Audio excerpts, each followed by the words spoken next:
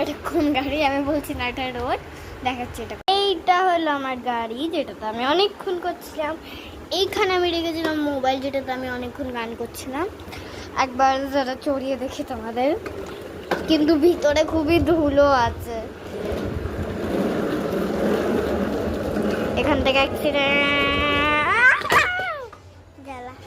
এখানে আমার দিদি মোবাইল চালু। আমি আমার গাড়িটাকে বের করি দেবো।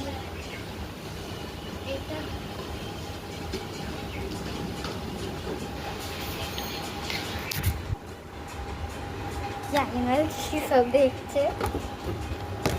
ব্যাক করি গাড়ি। দিদা সেটিং মোবাইল প্র্যাঙ্কটা ভালো লাগলে একটা সাবস্ক্রাইব করে দাও। Bye bye.